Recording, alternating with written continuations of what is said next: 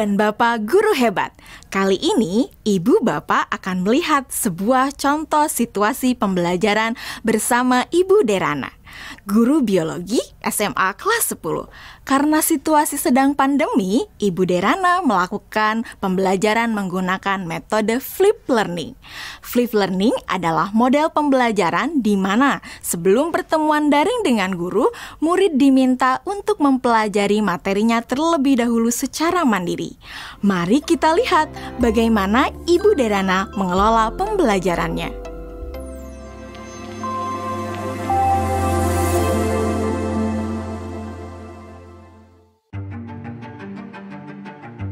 Sebelum mengajar, beberapa hari sebelumnya, Ibu Derana tentu melakukan persiapan terlebih dahulu. Dalam tahap ini, Ibu Derana benar-benar memastikan bahwa ia memahami tujuan pembelajaran yang ia ingin murid-muridnya capai.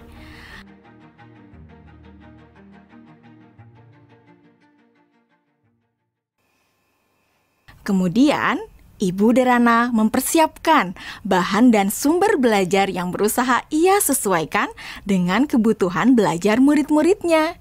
Ia menyiapkan beberapa buku, salinan artikel koran, video-video yang semuanya berkaitan dengan materi yang akan dipelajari murid-muridnya.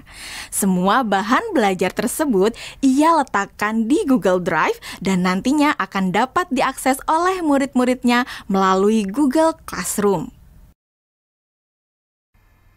Ibu Derana lalu mengkomunikasikan kepada murid-murid melalui WhatsApp Group untuk mengingatkan mereka mengakses Google Classroom mereka. Tahapan ini dilakukan sebelum Ibu Derana bertemu dengan murid-murid di Google Meet. Beberapa hari setelahnya, sesuai dengan jadwal, Bu Derana melakukan pertemuan secara sinkron dengan murid-murid melalui Google Meet. Selamat pagi anak-anak. Oke, senang sekali ya kita sudah bisa bertemu kembali pada sesi sinkron hari ini. Sebelumnya, Ibu mau terima kasih ya sama kalian karena kalian sudah belajar secara mandiri dari rumah melalui materi yang Ibu masukkan di Google Classroom. Nah, kalian sudah mempelajari semua yang ada di Google Classroom? Sudah. Oke. Jadi anak-anak, pada pertemuan sinkron hari ini, kita akan mempelajari lebih dalam lagi mengenai keanekaragaman hayati. Ibu akan sharing beberapa pelajarannya ke kalian ya.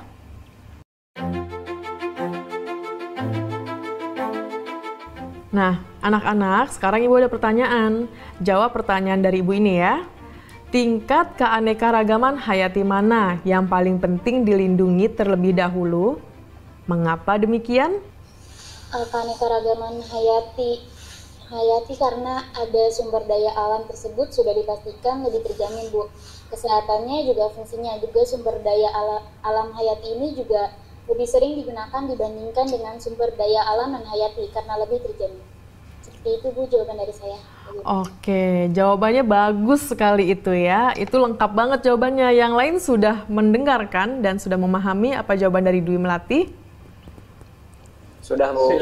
Oke, sekarang kita lanjut ke pertanyaan selanjutnya ya anak-anak ya. Kapan terancamnya keanekaragaman hayati ekosistem dapat mengancam keanekaragaman hayati spesies dan genetis? Dan kenapa jawabannya seperti itu? Kalian bisa menjawab pertanyaannya melalui kolom chat ya. Selama sesi sinkron, Ibu Derana memberikan pertanyaan-pertanyaan lainnya yang dapat memperkaya materi dan pemahaman murid akan konsep. Di akhir pembelajaran, Ibu Derana memberikan murid tantangan untuk menganalisis ancaman pada satu lokasi di wilayah Indonesia yang membawa dampak negatif bagi 3 tingkatan keanekaragaman hayati. Berikut rekomendasi penanganannya. Yusuf, silakan. Tugasnya dibuat dalam bentuk apa, Bu? Apakah boleh dalam bentuk infografis? Oke, ada lagi yang mau ditanyakan? Yang lain ada yang mau bertanya? Nadia. Oke, silakan pertanyaannya apa Nadia? Apakah boleh dalam bentuk poster juga, Bu? Kalian boleh memilih bagaimana cara kalian menunjukkan pemahaman kalian. Bisa melalui video, poster, tulisan, dan sebagainya. Ya Bu, izin bertanya. Ya. Lokasinya yang dipilih gimana ya Bu? Apakah ada ketentuan-ketentuan khusus? Oke, ada lagi yang mau bertanya? Ibu simpan dulu pertanyaannya ya. Bu, saya mau tanya, apakah untuk mengerjakan tugas ini kita harus datang ke lokasi tersebut, Bu? Oke, untuk lokasinya tidak perlu datang langsung ke lokasi tujuan ya. Jadi kalian bisa mencari langsung itu melalui online. Bu Derana melakukan diferensiasi produk dengan membebaskan murid memilih bentuk hasil pekerjaannya atau produk tugasnya sesuai dengan kenyamanan murid. Anak-anak, tadi Ibu sudah sampaikan ya bahwa hasil pekerjaan kalian dapat dibuat dalam berbagai bentuk produk. Artinya, kalian boleh memilih apakah kalian ingin menyampaikannya dalam bentuk poster digital, website, video, blog, presentasi PowerPoint, dan sebagainya. Nah, sekarang silahkan kalian sesuaikan dengan minat dan kenyamanan masing-masing. Namun demikian, kalian harus memperhatikan bahwa yang akan Ibu nilai adalah apakah kalian dapat menganalisis ancaman pada satu lokasi di wilayah Indonesia yang membawa dampak negatif bagi 3 tingkatan keanekaragaman hayati. Berikut rekomendasi penanganannya. Jadi, poin-poin kriteria yang akan dinilai akan berkaitan dengan hal tersebut. Nah, agar kalian bisa memahami dengan jelas tentang kriteria penilaiannya, mari kita diskusikan kriteria penilaian tersebut bersama-sama ya. Bagaimana? Setelah anak-anak jelas dengan kriteria penilaiannya, maka kemudian Ibu Derana meminta anak-anak untuk bekerja secara asinkron. Selama tenggat waktu pengerjaan tugas, untuk membantu murid-murid yang masih mengalami kesulitan, Ibu Derana menyediakan slot-slot waktu tertentu untuk berdiskusi secara individual maupun secara kelompok kecil. Saya ingin konsultasi, Bu. Iya, boleh. Bu Derana memberikan waktu kepada murid-murid lainnya untuk dapat mengkonsultasikan draft yang mereka buat.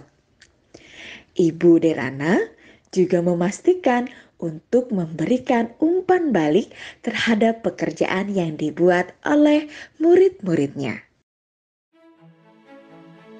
Ibu dan Bapak Guru Hebat, demikian video singkat salah satu contoh penerapan pembelajaran berdiferensiasi.